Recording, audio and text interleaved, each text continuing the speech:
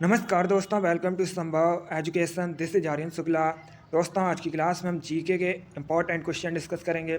ये सभी question BEd प्रवेश परीक्षाओं में पूछे हुए क्वेश्चन हैं। आप लोग क्लास को ध्यान से देखिएगा। इसी प्रकार के क्वेश्चन बीएड प्रवेश परीक्षा में पूछे जाते हैं।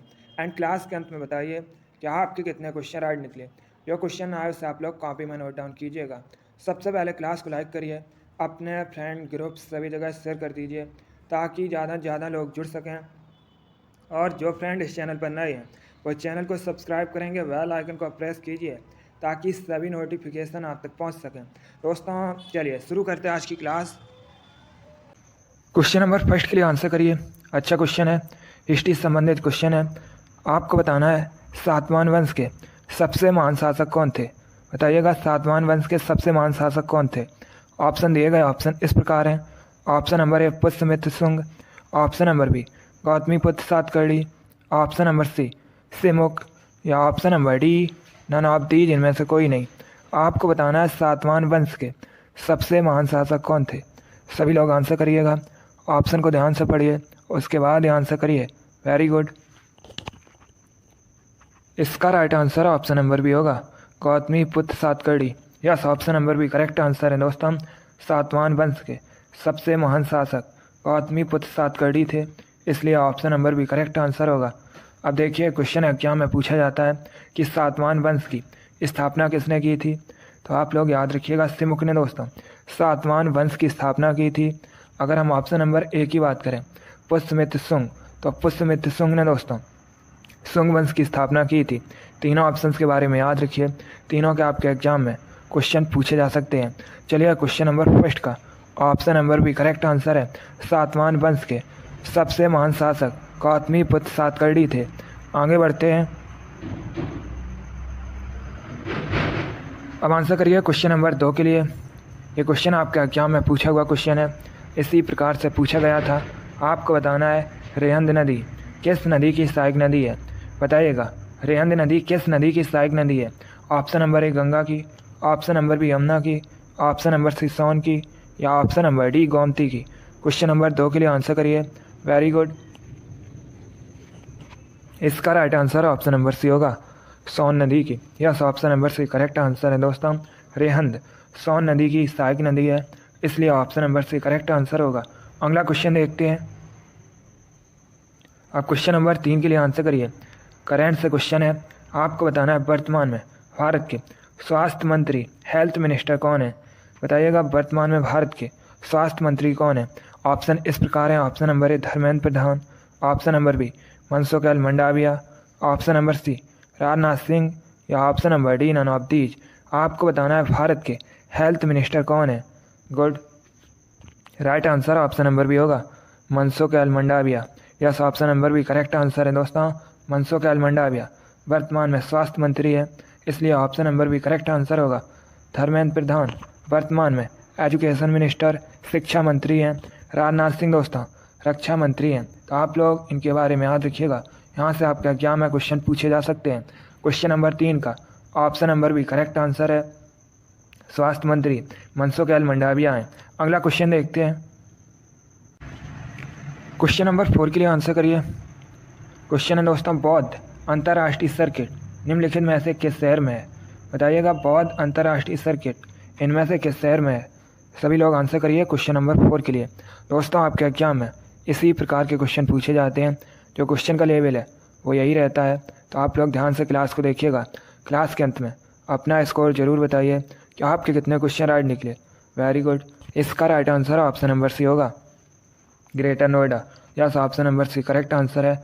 उत्तर प्रदेश के ग्रेटर नोएडा में बौद्ध अंतर्राष्ट्रीय सर्किट स्थित है, इसलिए option number C correct answer होगा। आगे बढ़ते हैं। क्वेश्चन नंबर 5 के लिए आंसर करिए। यह भी अच्छा क्वेश्चन है। आपको बताना है कैलिफोर्निया विश्वविद्यालय कहाँ पर है। बताइएगा कैलिफोर्निया विश्वविद्यालय कहाँ पर है। ऑप्शन नंबर ए ऑस्ट्रेलिया में, बी ऑप्शन है दोस्तों ब्राज़ील में, सी यूएसए में, या डी नेपाल में।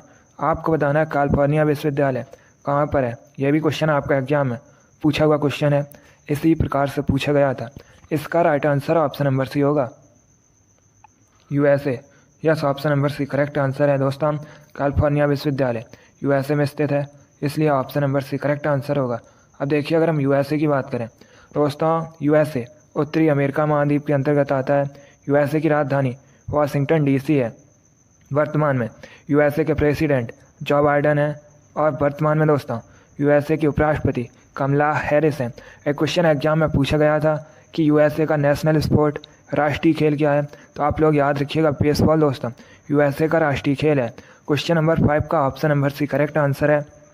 कैलिफोर्निया विश्वविद्यालय यूएसए में स्थित है। अगला क्वेश्चन देखते हैं। अब क्वेश्चन नंबर 6 के लिए आंसर करिए। आपको बताना है किस शहर को विश्व में चमड़े के शहर के रूप में भी जाना जाता है।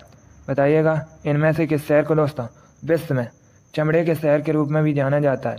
Option number 1 Kanpur, option number B Kolkata, option number C Lucknow या ऑप्शन नंबर डी लुधियाना। सभी लोग आंसर करिए। गुड, तुक्का मत लगाइए, ऑप्शन को ध्यान से पढ़िए उसके बाद ही आंसर करिएगा।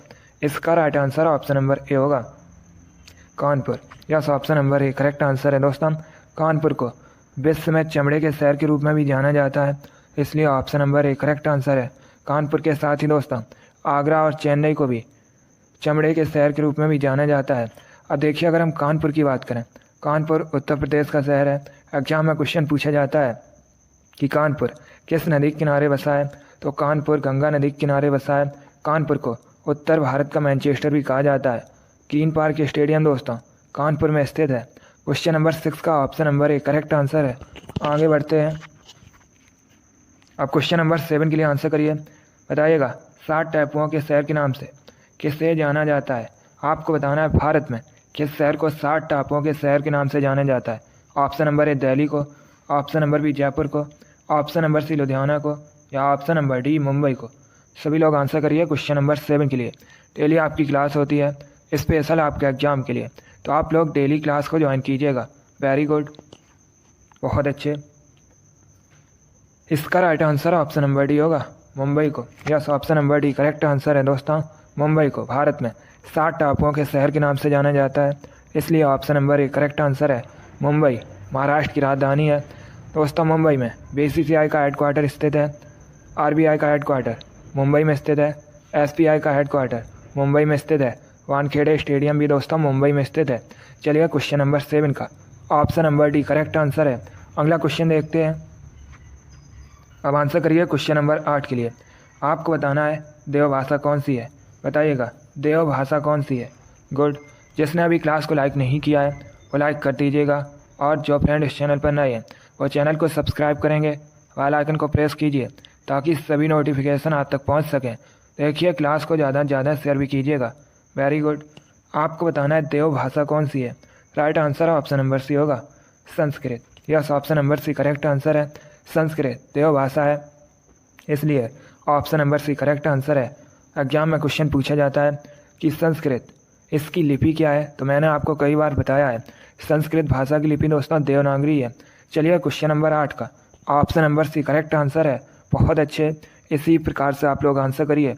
आगे बढ़ते हैं। अब क्वेश्चन नंबर 9 के लिए आंसर करिएगा। आपको बताना है कारगिल विजय दिवस कब मनाया जाता है। यह भी क्वेश्चन आपके एग्जाम में पूछा हुआ क्वेश्चन है, इंपॉर्टेंट है। बताइएगा कारगिल विजय दिवस कब मनाया जाता है।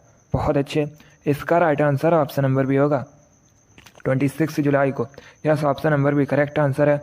26 जुलाई को प्रतिवर्ष कारगिल विजय दिवस मनाया जाता है, इसलिए option number B correct answer है। चलिए क्वेश्चन नंबर 9 का option number B correct answer है। कारगिल विजय दिवस 26 जुलाई को मनाया जाता है। अगला क्वेश्चन देखते हैं।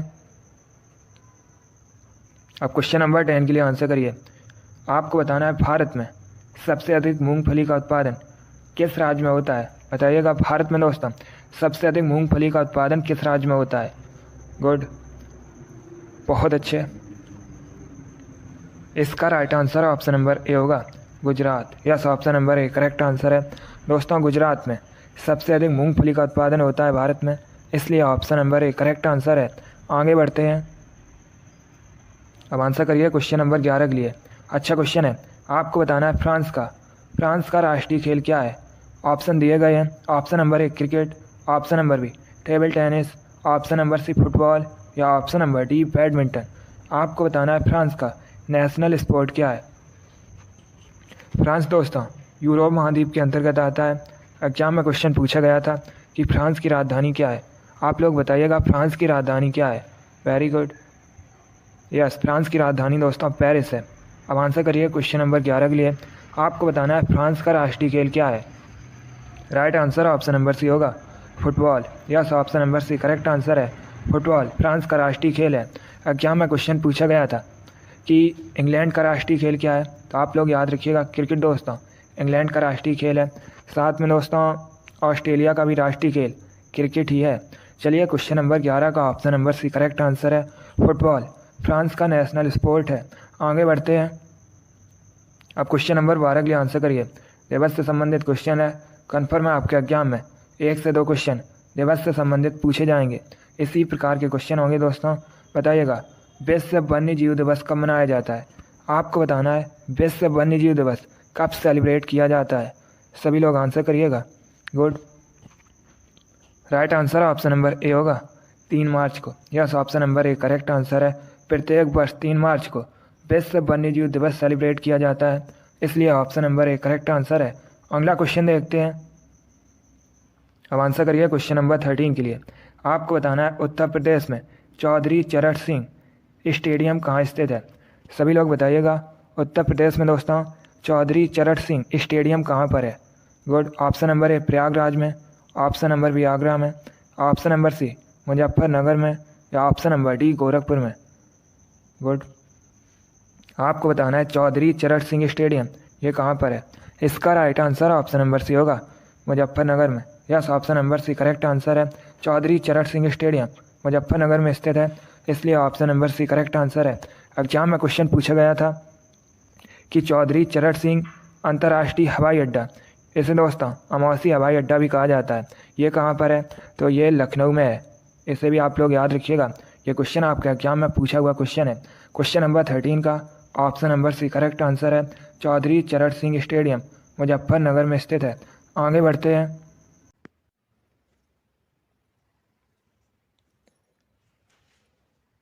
क्वेश्चन नंबर 14 के लिए आंसर करिए। अच्छा क्वेश्चन है, बताइएगा रडार यंत्र किस काम में आता है। आपको बताना है रडार किस काम में आता है।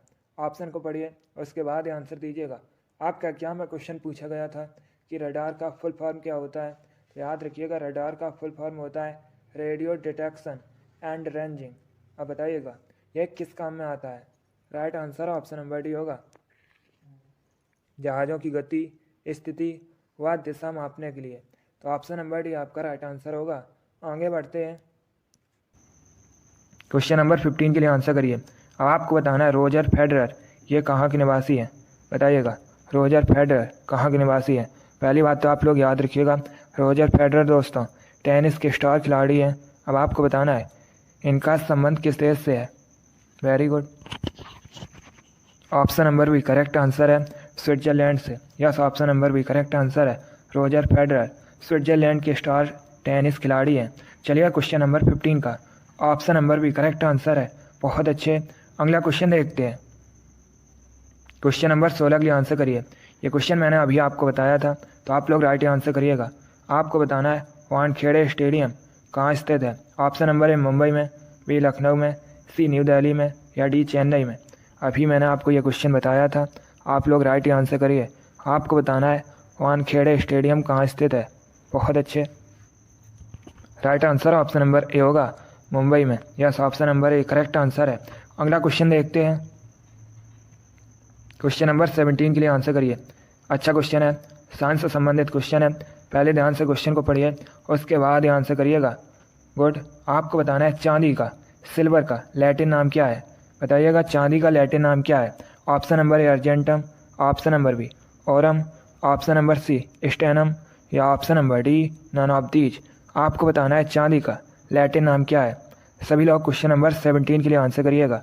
Very good, right answer option number A होगा argentum. Yes, option number A correct answer है दोस्तों। चांदी का लैटिन नाम अर्जेंटम है, इसलिए option number A correct answer है। इसीलिए दोस्तों चांदी को एजी से रिप्रेजेंट किया जाता है।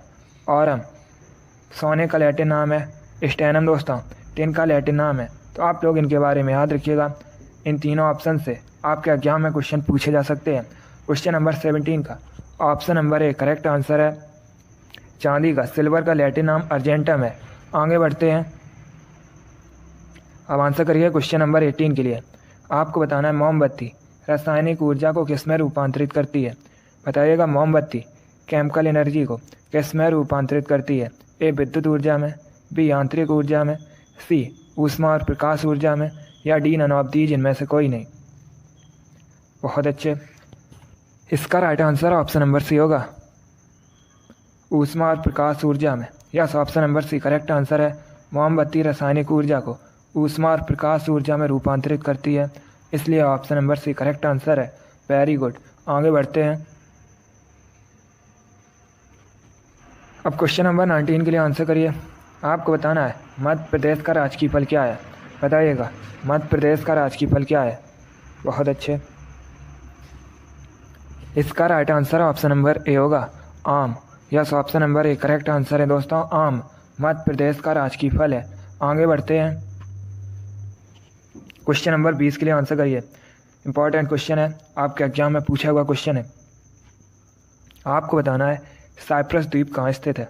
बताइएगा साइप्रस द्वीप कहाँ स्थित है। बहुत अच्छे, इसका right answer option number A होगा, भूमध्य सागर में। Yes, option number A correct answer है दोस्तों, साइप्रस द्वीप ये भूमध्य सागर में स्थित है। आगे बढ़ते हैं, क्वेश्चन नंबर 21 के लिए आंसर करिए। आपको बताना है कोटा किस नदी किनारे स्थित है। बताइएगा कोटा किस नदी किनारे स्थित है। पहले आप लोग बताइएगा कोटा ये किस राज्य में है। सभी लोग जल्दी से आंसर करिए। आपको बताना है कोटा किस राज्य में है, उसके बाद बताइएगा कोटा किस नदी किनारे बसा है। गुड, यस दोस्तों, कोटा राजस्थान का शहर है। अब बताइएगा यह किस नदी किनारे बसा है।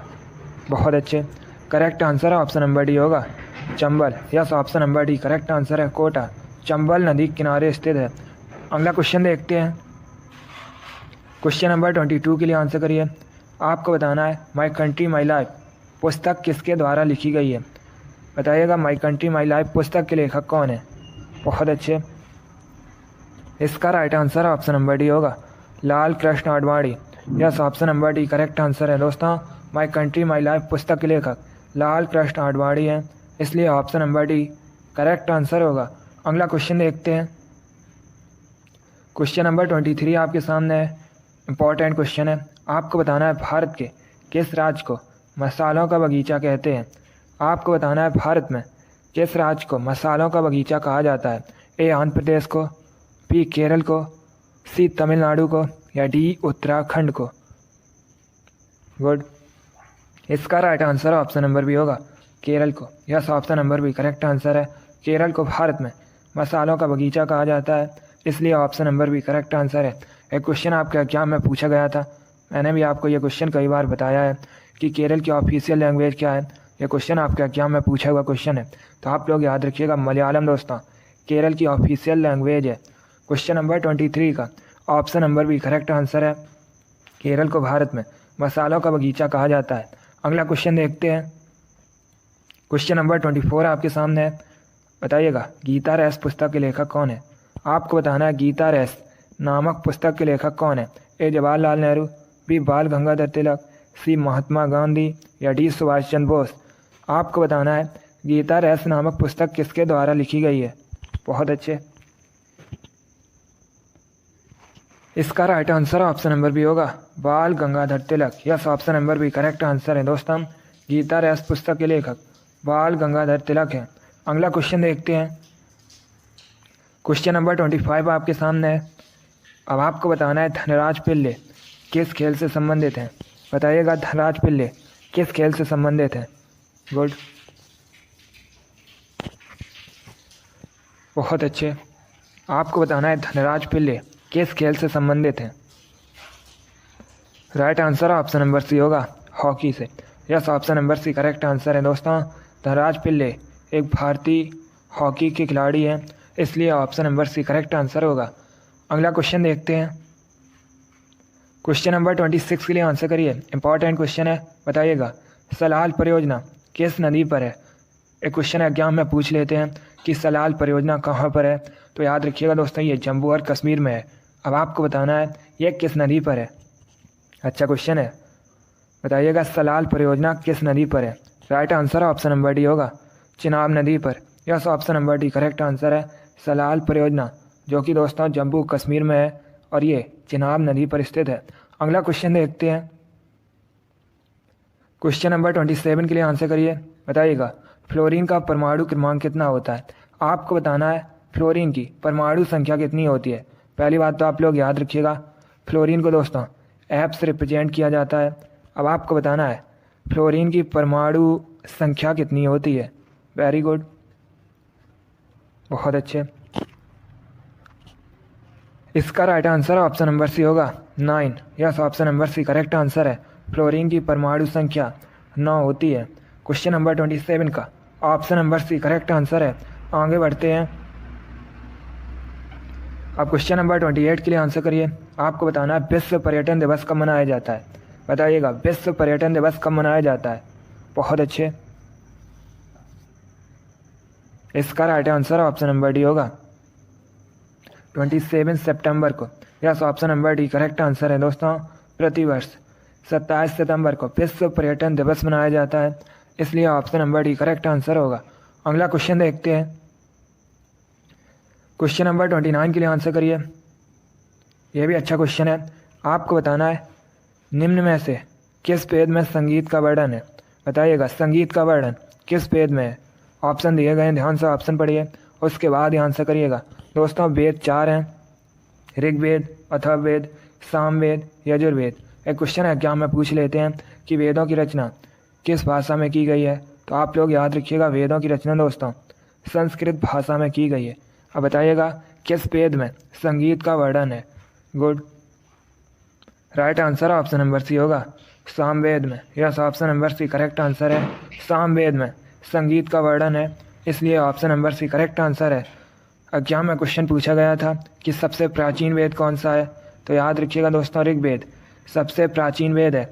और एक क्वेश्चन एग्जाम में पूछा जाता है कि गायत्री मंत्र का उल्लेख किस वेद में है, तो आप लोग याद रखिएगा ऋग्वेद में दोस्तों गायत्री मंत्र का उल्लेख है। चलिए क्वेश्चन नंबर 29 का option number C correct answer है। संगीत का वर्णन सामवेद में है। आगे बढ़ते हैं। क्वेश्चन नंबर 30 के लिए आंसर करिए। आपको बताना है किसे एशियाई नोबेल पुरस्कार के नाम से भी जाना जाता है। बताइएगा किसे दोस्तों, या किस पुरस्कार को एशियाई नोबेल पुरस्कार के नाम से भी जाना जाता है। Option number A Ramon Magsaysay पुरस्कार, option number B Shanti Swarup Bhatnagar पुरस्कार, ऑप्शन नंबर सी ऑस्कर पुरस्कार, या option number D none of these, इनमें से कोई नहीं।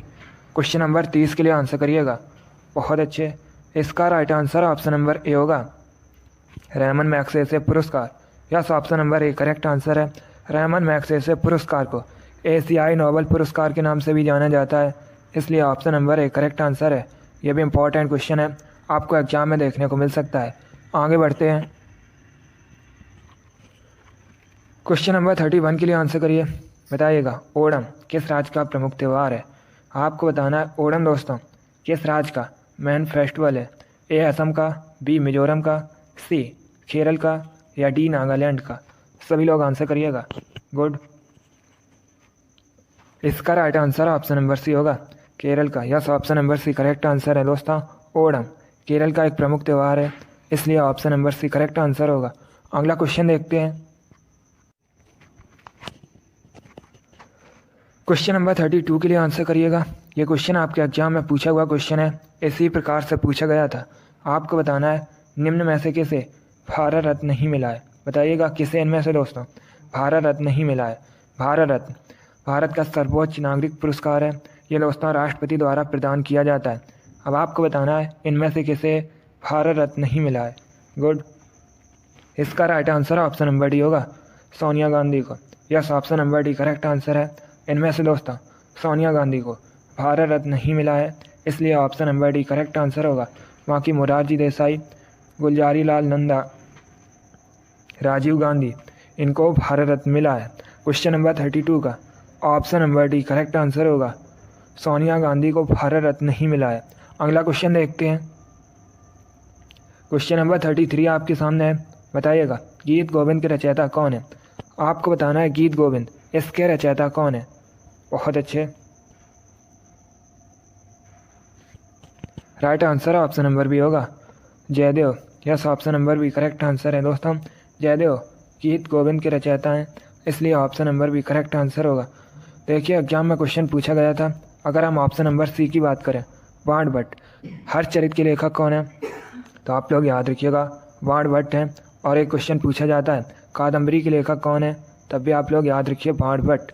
चलिए क्वेश्चन नंबर 33 का option number B correct answer है गीत गोविंद के रचयिता दोस्तों गीत गोविंद के जयदेव हैं। आगे बढ़ते हैं, क्वेश्चन नंबर 34 के लिए आंसर करिए। बताइएगा महाभारत में अर्जुन किसके पुत्र थे? आपको बताना है महाभारत में दोस्तों अर्जुन किसके पुत्र थे। एग्जाम में क्वेश्चन पूछा जाता है कि महाभारत को और किस नाम से जाना जाता है? तो आप लोग याद रखिएगा महाभारत को दोस्तों जय संहिता के नाम से भी जाना जाता है। एक क्वेश्चन और पूछ लेते हैं एग्जाम में कि महाभारत का युद्ध कितने दिनों तक चला था?